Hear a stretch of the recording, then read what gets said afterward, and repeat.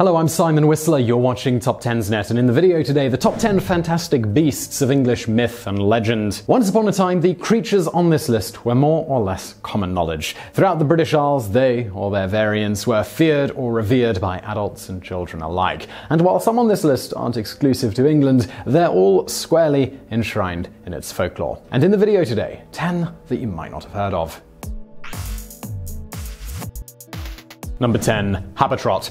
Dwelling underground in the north of England, Habetrot was a goddess of spinning. Such a prodigious spinner she was, in fact, that her lips were disfigured in the process, thickened and lengthened by her constantly licking her fingers while drawing the thread from the spindle. In one old folk story, she came to the aid of a lazy young spinster who, not being able to spin for herself, was unlikely to find a good husband. With Habetrot spinning for her, on the other hand, not only could she marry a lord, she also retained her good looks. Despite her witchy nature, living in a cave with her similarly hideous sisters, Habetrot was known for this kind of generosity. Anyone afflicted with grave merrills, which was a disease people thought you got by stepping on the graves of young children, could rely on old Habetrot. Apparently, the only remedy for this condition was wearing a skimpy undergarment spun by Habetrot herself from lint in 40-year-old manure. Number 9. Pigfaced Woman. In 1814, rumours began to emerge of a pig-faced lady living in Manchester Square in London. Despite her noble birth, she was said to be hideously ugly, cursed with the snout of a pig, and forced to go about in a veil. Few saw her up close, people said, because she always used her own carriage, but there were plenty of artists' impressions. One artist, John Fairbairn, even made a pamphlet about the poor woman. Following Napoleon's defeat at the Battle of Waterloo in 1815, she was apparently seen for the last time ever. Seated in her carriage, her snout visible in an otherwise elegant bonnet, the pig-faced lady was watching the Piccadilly celebrations. But when an excited crowd began to converge on her carriage, her coachman promptly sped it away. Tales like this were common throughout Europe, just as they had been in England from at least the 17th century on. They were so popular, in fact, that alleged specimens, really clean-shaven drunken bears in dresses and wigs, were shamelessly exhibited at fairgrounds. In one early tale, a young pig-faced Dutch woman named Tannekin Skinner gave her new English husband a choice. Either she could appear young, fair and lovely to him, but like a pig to all of his friends, or pretty to all of his friends and like a pig to him in his bed. Unable to decide, he let her choose, and this broke the curse entirely. Number 8. Blue caps. Blue caps, a special kind of house elf or brownie, were tiddly little creatures that were really more Scottish than English, but nevertheless common at the border. They were said to appear as glowing blue lights in the mines of the north, where they worked alongside human putters or miners who filled baskets with coal. They were thought to be so good at their jobs, in fact, apparently doing the work of a dozen men, that it was traditional to leave them a wage. And payments were generally well received, providing they were never more or less than the standard wage of the humans. If blue caps were paid more, they were said to go on strike in solidarity with their co-workers, and if they were paid less, they simply left the mines in droves. It's easy to imagine knackered, overworked miners seeing things down in the mines which could explain the appearance of blue caps. But how these flickering phantom flames appeared to shift so much coal as if impelled by the sturdiest sinews is anyone's guess. Number 7. The Ichi. Everyone's heard of the Loch Ness Monster, but few have ever heard of the Ichi. Contrary to popular belief, it seems England has a lake monster too, and possibly more than one, between Bassenthwaite and Windermere in the Lake District. However, unlike Nessie, Ichi is said to be humanoid in appearance, something like the Gillman, the creature from the Black Lagoon, but with one long and serpentine tail. Others say it's pretty much all tail, 13 feet of it, with 3 humps and a menacing head of a python. Whatever it looks like, nobody's seen one for real, although photographs allegedly surfaced in 1973. Earlier, in 1961, 4 atomic scientists actually went looking for the creature, snorkeling for an hour and a half in Bassenthwaite Lake. All they managed to find, however, were an eel, half a dozen golf balls, and a fishing rod. Then again, it had been almost 90 years since the Ichi was first reported back in 1873. Number 6. Lubber Fiends. Not all weird and wonderful creatures dwell in the wild, whether underground or at the bottom of lakes. As guardians of the household, Lubber Fiends lived in the home. Still, few ever managed to see them, emerging as they did from the nooks and crannies at night to carry out various chores, sweeping and cleaning for instance, and especially caring for livestock. It was customary, in fact mandatory, to leave a little dish of cream out to say thanks, since those who didn't found themselves subject to sabotage. As the poet Madison Cawein described it, a Lubber Fiend so mistreated sweeps ashes in your face and bumps you shrieking on the floor, and at night he rides a mare round your bed and everywhere. Treating them too well, on the other hand, could mean they neglected their duties. Hence, a sure way to get rid of a lubber fiend was to leave out a set of new clothes. After changing out of their rags and into relative finery, they were said to think of drudgery as beneath them and leave. Number 5. Church Grims.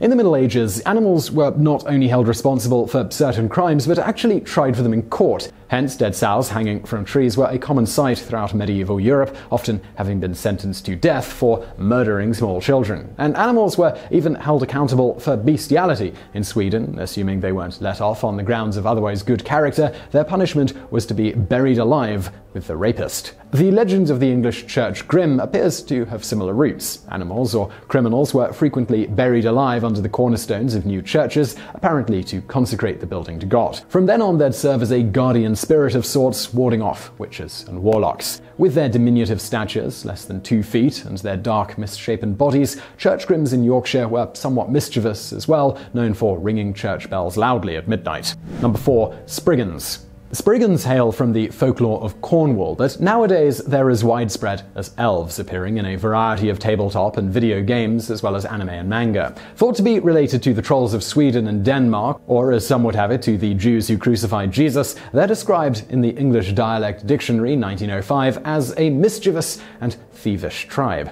Everything was blamed on the Spriggans, from burglary and kidnappings to buildings falling down, but they were generally confined to the wild. As the guardians of buried treasure, they were said to haunt burial mounds, tombs, ruins, burrows, and barrows. And much like the Cornish pixies, of which Spriggans are the evil counterparts, they're generally thought to be small, although, as the ghosts of giants, they could sometimes make themselves huge. They were also pretty ugly, with old wizened faces and oversized children's heads given to grinning and spitting maliciously. Worryingly for new parents, if a Spriggan kidnapped a baby, it left its own ugly changeling in its place, a habit contrary to that of the pixies, who cared for and returned any human child that came their way. Number 3. Sooterkin. In his bizarre and condescending medical textbook, The Female Physician from 1724, the medic John Mowbray related an unusual professional experience. Aboard a ferry between Harlingen and Amsterdam, he wrote he saw a young woman give birth to a Sooterkin, a mole-like creature with a hooked snout, fiery sparkling eyes, a long round neck, and an acuminated short tail of an extraordinary agility of feet.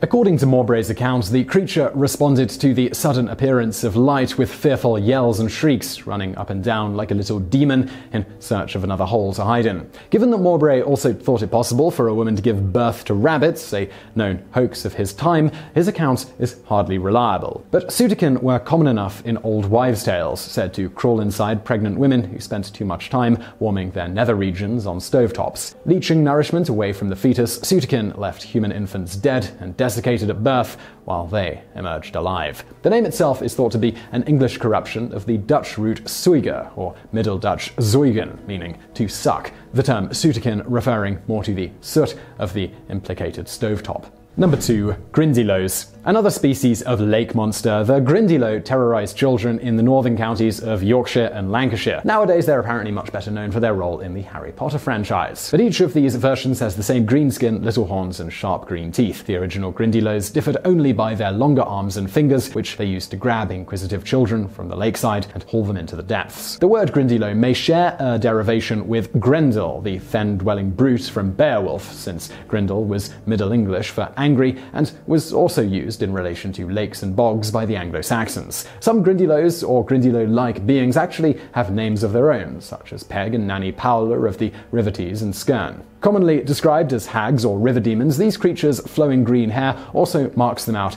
as pagan deities, although their long, sharp teeth suggest a more menacing agenda. Like other Grindylows, Peg Powler was said to prey on young children wandering too close to the water's edge, particularly on the Sabbath. Further, the foamy scum that gathered on the water's surface, seemingly from all the grisly goings-on, was rather fiendishly described as Peg Powler's cream. Number 1. Black Anise.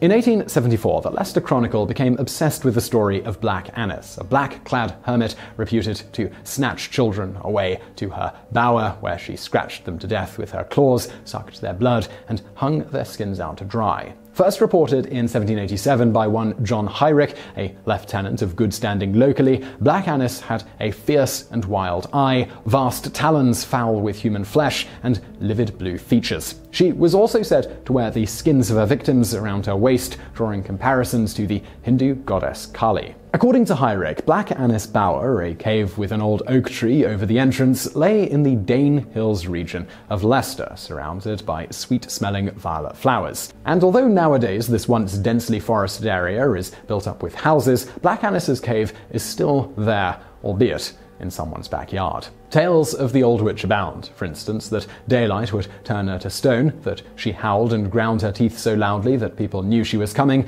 and that she stole lambs as well as naughty children. It's hard to believe she was in any way rooted in fact, but various theories do exist. The classicist Robert Graves, for instance, thought she may have been Agnes Scott, a anchorite nun who lived in the area during the 1400s. Dressing in her long black habit should probably have fit the bill, although it's unlikely she preyed on children. Indeed, she was so revered by locals that when she was buried, she was given a commemorative brass plaque. Other theories are that Black Annis represented the dark side of the Celtic mother goddess Anu, or that she may have been a comet and not a being at all.